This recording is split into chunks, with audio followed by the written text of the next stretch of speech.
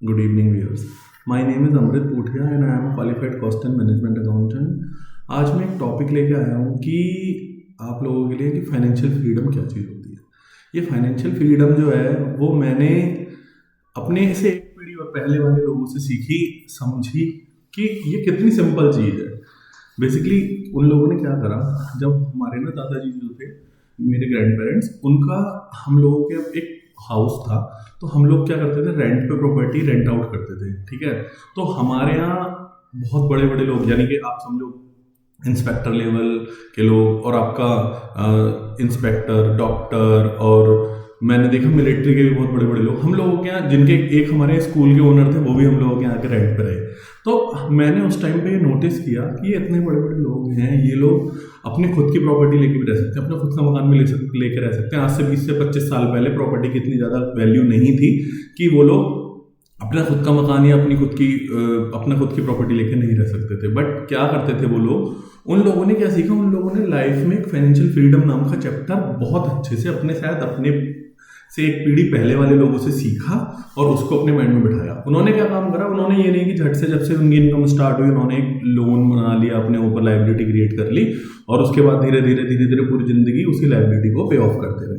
उन लोगों ने क्या काम करा, उन्होंने अपनी, जैसे ही उनकी जॉब लगी, अपनी लाइफ को सेटल किया, अपनी भाई लाइफ में ठीक वो करा। उन्होंने अपना एक सबसे पहले चीज उन्होंने अपनी रेवेन्यू का, यानी इनकम का और एक्सपेंस का, उन लोगों ने पहले ही एक एस्टिमेट बना लिया कि हम लोगों की, लेट सपोज उनकी सैलरी उस टाइम पे 25,000 या 30,000 थी, तो 25,000 का उन्होंने एक एस्टिमेट बना लिया कि मेरी सैलरी 25,000 रुपये है। फिर उस 25,000 रुपये को उन्होंने सेग्रीगेट कर लिया कि इस 25,000 में से सबसे पहले नंबर 1 पे मेरे को 5,000 रुपये इन्वेस्ट करने हैं मेरे फ्यूचर के हाउस के लिए। मुझे वैसे लेट सपोज 20 साल तक इन्वेस्ट करने हैं, तो उन लोगों ने अपना पैसा इन्वेस्ट करना स्टार्ट किया। 20 साल तक वो पैसा आपका, उनका 5,000 रुपये इन्वेस्ट होते होते एक अच्छी खासी अमाउंट बन गई, जिससे उन लोगों ने 20 साल के बाद हाउस भी ले लिया। अब बचा जो बैलेंस 20,000 रुपये, उससे उन्होंने एक 2,500-3,000 रुपये का उस टाइम पर रेंट होता था, 1,500-2,000-3,000 का, उस पर उन्होंने रेंट पे प्रॉपर्टी अपना हाउस लिया 3 कमरों का अच्छा खासा। उस टाइम पे बहुत अच्छी प्रॉपर्टी होती थी। ठीक है, उन लोगों ने हाउस लिया, उसके साथ साथ उन लोगों ने एक एक्सपेंस अपने बना लिए कि हाँ भाई हम लोगों को इतने एक्सपेंस में जीना है, अपना वो करना है। अब दूसरा ऑप्शन क्या होता, अगर आज की हम लोगों की वाली पीढ़ी होती, वो क्या करती, सबसे पहले 25,000 की जॉब लगी, ठीक है जी भाई साहब, पहले तो घर लेना है, मतलब हम अगर उस एज में होते सबसे पहले तो घर लेना है, 12 से 15,000 रुपये हम अपनी घर की होम लोन की किस्त बना लेते, बाकी बचे कुछ लाइफ में वो 10,000 रुपये में अपनी रगड़ के जिंदगी जी रहे होते। तो भाई ऐसा नहीं करना है, हम लोगों को क्या करना है, सबसे पहले फाइनेंशियल फ्रीडम सीखनी है कि हम लोगों के पास देखो, इन्वेस्टमेंट बनाना है, प्रॉपर्टी जोड़नी है, वो भी एक लाइफ का इंपॉर्टेंट पार्ट है। ठीक है, मैं ये नहीं कहता कि भाई किसी के पास इनकम है तो उसको रूप में गुना जोड़े, बट अपने आप को एस्टिमेट कर लो कि आपकी इनकम जितनी है, सपोज आपकी इनकम 50,000 रुपये है, तो 50,000 रुपये का मैक्स टू मैक्स आपका 25 से 30% पार्ट आपके रहने वाले पार्ट के लिए, अगर आपका होम अपना है तो उसके लिए 30% तक पार्ट चला जाए, यानी कि आप अपना घर परचेज कर रहे हो तो उसके लिए 30% तक पार्ट चला जाए। सपोज 50,000 का 15,000 रुपये तक आप EMI में दे रहे हो, ठीक है, इट गुड ऑप्शन, बट उसको भी आप दूसरे तरीके से सोच सकते हो, बट हर एक बंदे की अपनी अपनी अलग अलग प्रायोरिटी है।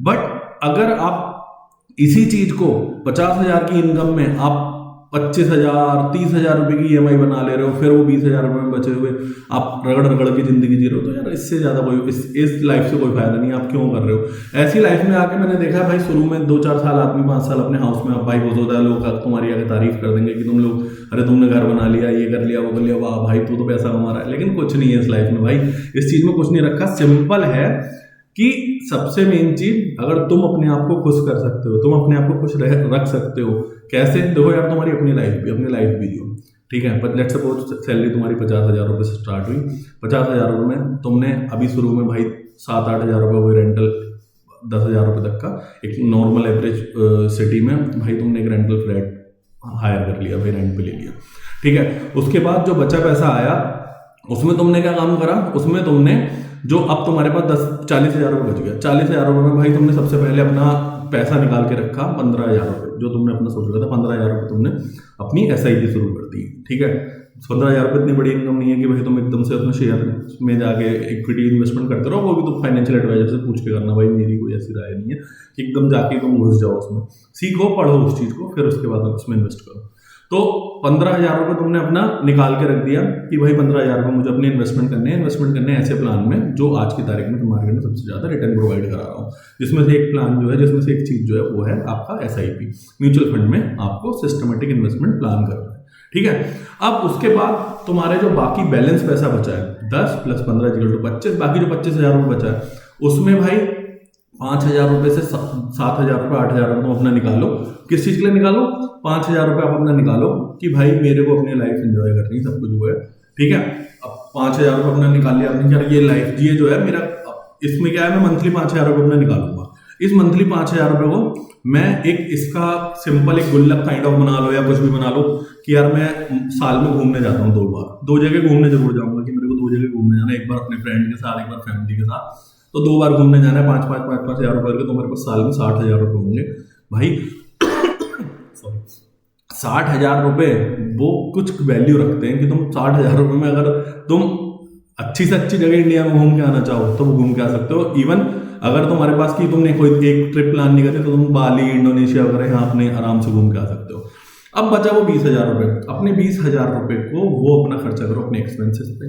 अगर तुम शादीशुदा हो तो अपने बच्चों पे, बच्चों की उस पे स्कूल फीस पे, अपने भाई घर के राशन पे, ग्रोसरीज जो भी है आपको कपड़े वगैरह खरीदने हैं, उन चीज़ों पे अपने आप को एलोकेट करो। तो बेसिकली मेरा कहने का मतलब क्या है कि सबसे पहली चीज़ प्लानिंग करो कि पैसा आ कितना रहा है, पैसा जा कितना रहा है, और उसके बाद इन्वेस्टमेंट हो रहा है या नहीं हो रहा है।